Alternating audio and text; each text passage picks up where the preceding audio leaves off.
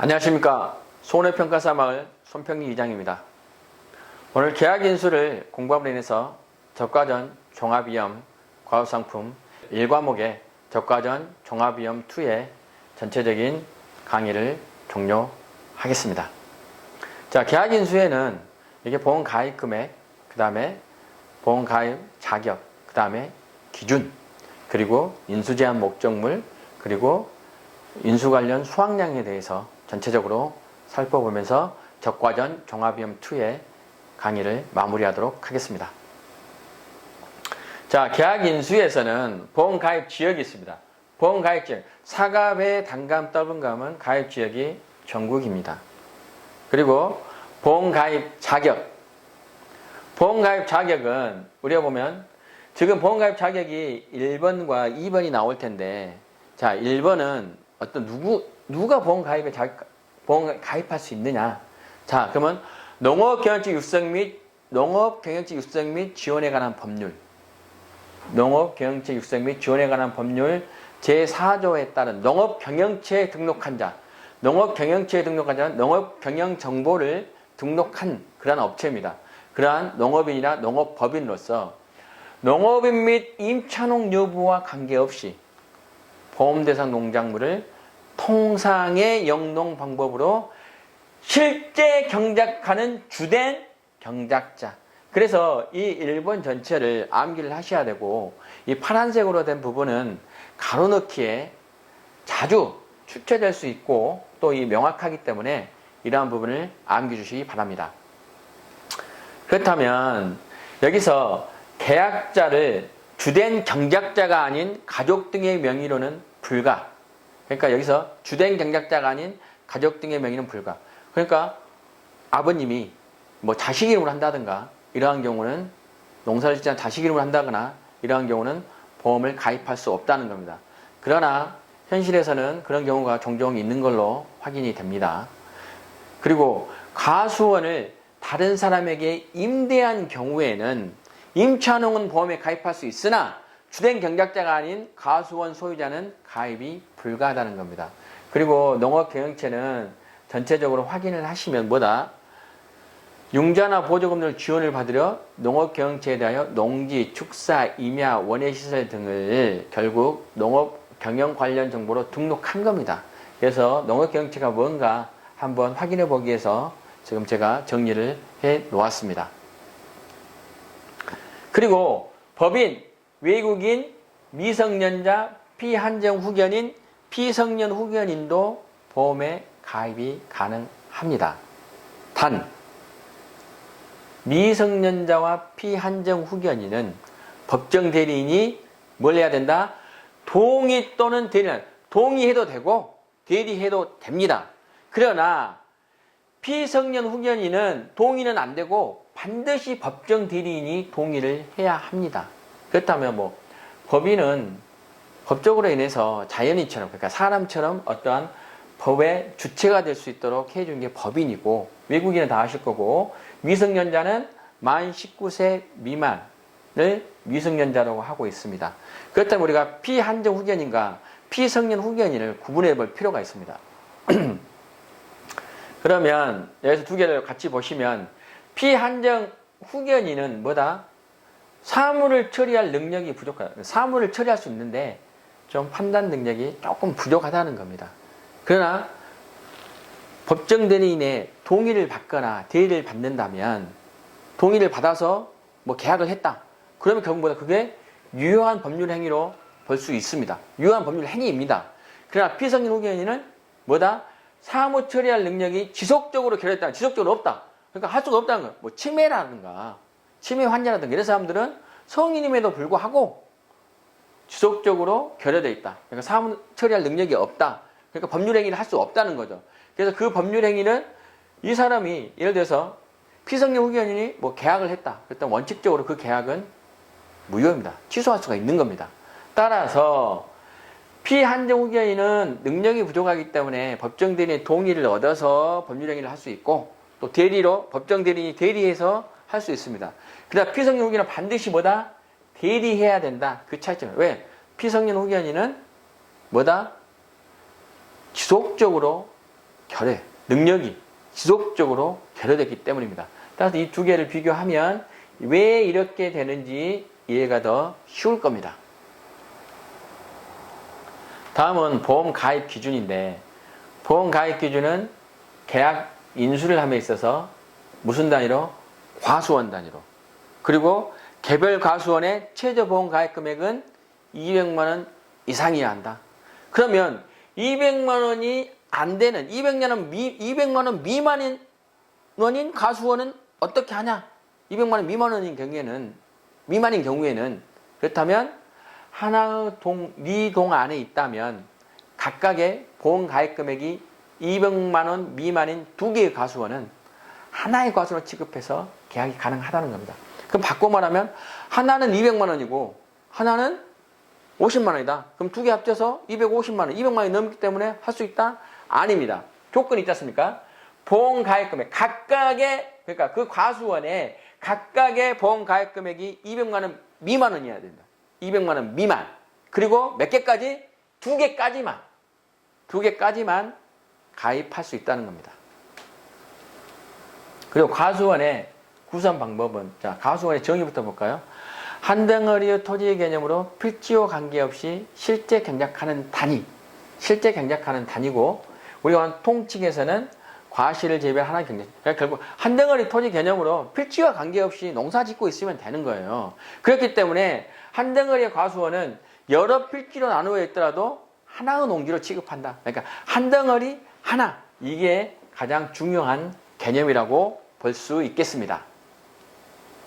자, 그런데 이 계약자가 한 사람이 서로 다른 품목, 같은 품목이면 상관없는데 하나는 사과를 심고 하나를 배를 심는다면 이것은 각각 별개로 계약을 가입하고 처리해야 된다는 겁니다. 그리고 과수원의 전체를 벌목한 후 새로운 유목을 심은 경우에는 신규 과수원으로 가입 처리를 한다. 이 말은 무엇이냐? 이 말은 단순합니다. 왜 그러냐 그러면 과수나 차는 여러 해 동안 이게 키웁니다. 다년색입니다. 따라서 보험가입 이력에 따라서 자기부담 비율.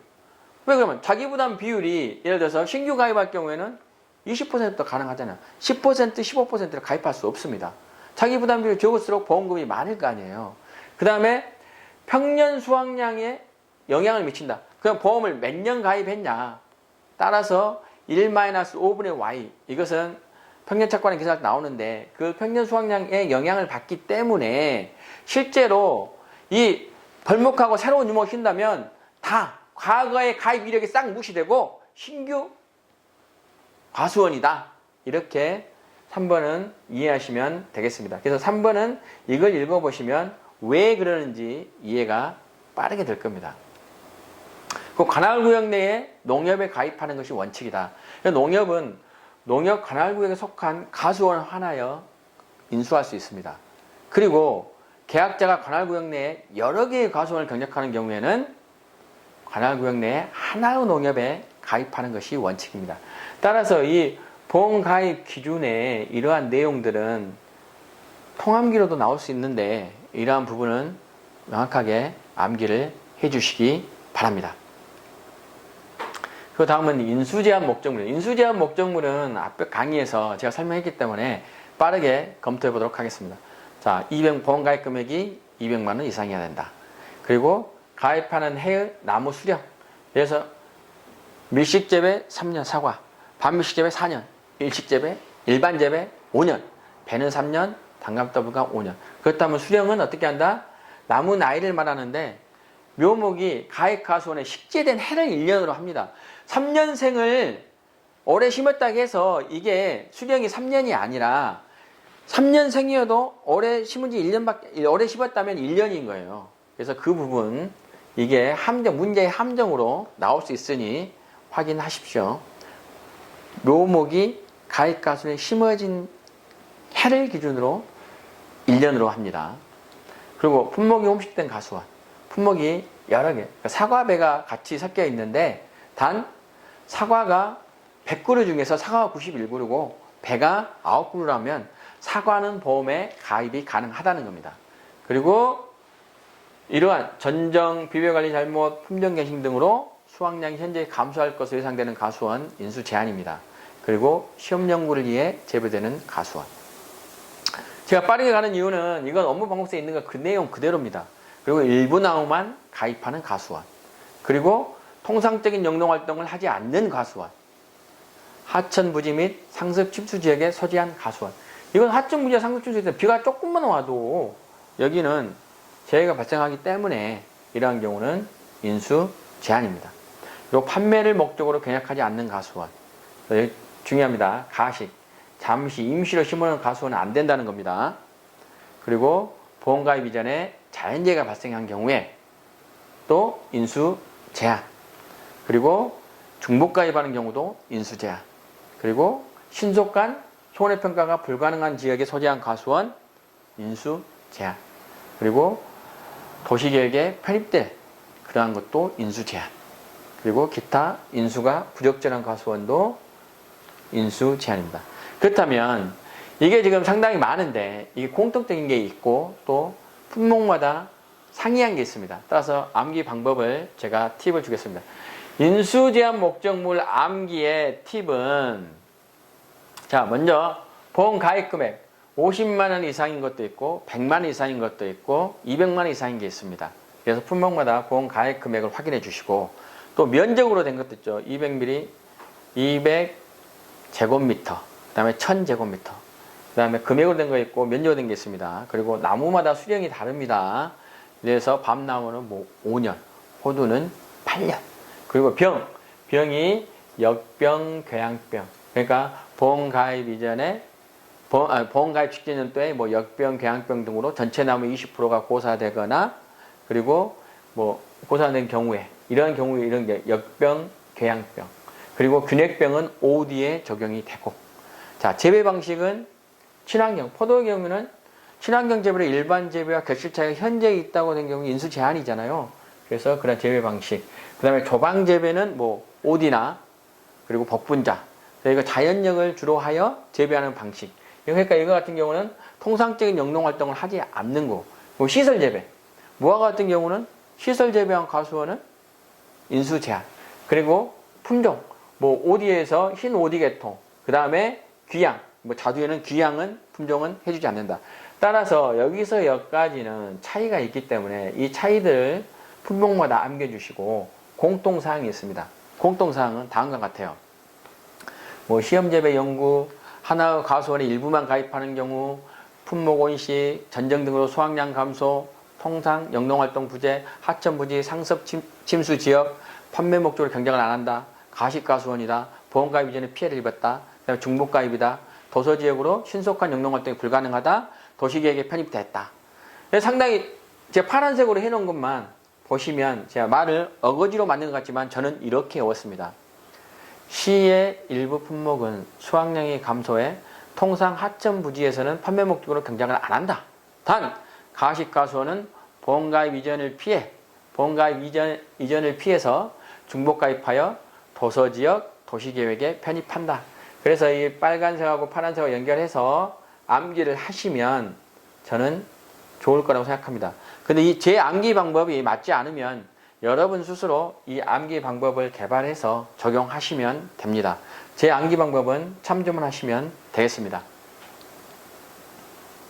다음은 인수 관련 수확량인데 여기에서 인수 관련 수확량 중에 표준 수확량이 나옵니다. 자, 표준 수확량은 통칙에서는 과거 통계를 바탕으로 농지별 재배 환경, 비배 관리, 재배 방식을 고려해 산출한 예상 수확량. 이게 잘 나오죠? 이 가로 넣기로. 그 표준 수확량은 수령별 표준 수확량, 그러니까 나무별로 표준 수확량에다가 그 수령의 나무가 몇 개 있냐를 곱해서 시그마니까 각각 뭐 5년생 전체 더하고 뭐 4년생 전체 더하고 이렇게 하라는 거죠. 자, 그렇다면 이것은 실제 격과전 종합위에서는 표준 수확량을 이렇게 정의를 하고 있습니다. 과거 통계를 바탕으로 품종, 경작 형태, 수령 지역 등을 고려 산출한 나무 일주당 예상 수확량, 거기다가 해당 나무 수를 곱해서 다 더하면 되겠죠. 근데 그렇다면 실제로 표준 수확량은 이렇게 보시면 됩니다. 해당 지역에서 수확기에 예상되는 표준되는 수확량, 그러니까 지역의 표준이다. 표준 수확량은 지역의 표준이다. 근데 표준 수확량의 계산 방법은 품목마다 상이하기 때문에 반드시 암기를 해야 됩니다. 그리고 표준 수확량을 이용해서 평년 수확량을 구하는 문제가 나오기 때문입니다. 자, 여기서는 별표, 평년 착과량 제일 중요한. 그러니까 오늘 인수 관련 수확량이 제일 중요한 게 평년 착과량입니다. 그래서 보통은 평년 수확량인데 적과전 종합비용 2에서만 평년 착과량입니다. 이것은 가입 수확량 산정 및 적과정려전 보험상고 시 감수량 산정의 기준이 된다. 이것이 바로 용도겠죠. 그리고 이것은 무엇을 기준으로 한다? 뭘 감안해서 한다? 과거 적과 착과량 조사자를 감안한다. 보통은 과거 수확량인데 평년 착과량 구할 때는 반드시 과거 적과 착과량을 감안해서 산출한다. 자, 정의 아까 말씀드렸죠. 가입 수확량 산정과 적과 종료 전 보험사고 시 감수량 산정이 기준이 되는 거고, 용도는 가입 수확량을 기준으로 해서 보험 가입 금액을 결정하니까 보험 가입 금액 결정, 그리고 적과 전 보험사고 시 감수량 산정의 기준이 되는 용도로 사용한다는 겁니다. 전제 조건은 그냥 이상적인 상황에서 하는 게 아니라 평년 수준에 재해가 있다는 것을 전제로 해서 평년 착과량을 구하는 겁니다. 산정 방법은 최근 5년 이내 보험에 가입한 경험이 있다고 한다면 최근 5년 이내 적과 착과량과 표준 수확량에 의해서 평년 착과량을 산정합니다. 신규 가입하는 과수원은 표준 수확량을 기준으로 평년 착과량을 산정합니다. 이 내용은 4번 문제는 한번 다음 장에서 자세히 보도록 하겠습니다. 자, 산출 방법은 신규 보험 가입 가수원이라는 것은 과거 수확량이 없다는 거죠. 그러니까 과거 적과 착과량이 없는 겁니다. 신규 보험 가입 가수원은. 그렇다면 이것은 산출된 아까 말했던 표준 수확량의 100%를 표준 수확량의 100%를 평년 착과량으로 결정합니다. 표준 수확량의 100%를 적용하는 게 있고 70%를 적용하는 것도 있기 때문에 이것은 품목마다 차등적으로 적용하기 때문에 대부분은 100%입니다. 표준 수확량의 100%를 평년 수확량. 근데 여기서는 평년 착과량으로 결정한다는 거. 그리고 최근 5년 이내 보험 가입 경험이 있다. 이 말은 뭐다? 과거 수확량 자료가 있다. 그러니까 과거 적과 후 착과량 자료가 있다. 이때는 산출된 평년 착과량의 100%를 평년 착과량으로 결정합니다. 이 중에 직전 연도, 그러니까 5년 이내에 가입한 것 중에, 가입한 가수원 중에 3년 이상의 보험 가입한 실적이 있는 경우에는 과거 적과 후 착과량 중 최저값 한 개를 제외하고 산출한다. 이거 한번 확인해 주시기 바랍니다. 새로운 신이론서에서는 어떻게 바뀔지 모르겠는데 바뀌면 확인해 보도록 하겠습니다. 산출식은 A 더하기 B 빼기 A에다가 1-5분의 Y의 값에다가 D분의 C. D분의 C는 보정 비율인데, 자, A가 뭐냐? 이것은 과거 5년간 적과 후 착과량을 가입한 해로 나눠지니까 결국 과거의 적과 후 착과량 평균, B는 표준 수확량 평균, 그리고 Y는 보험에 가입한 횟수, 5년간 몇 번 가입했냐, 그리고 C는 금년도 기준 표준 수확량. 이것은 보통 계산식에서 문제 나올 때 C는 주어집니다. 그리고 D는 과거 5년간 기준 표준 수확량을 가입하는 횟수로 나온다니까 결국 이 말은 뭐다? 과거의 기준 표준 수확량의 평균이다. 산출식 반드시 암기해 주시기 바랍니다. 자, 그러면 기준 표준 수확량은 어떻게 한다?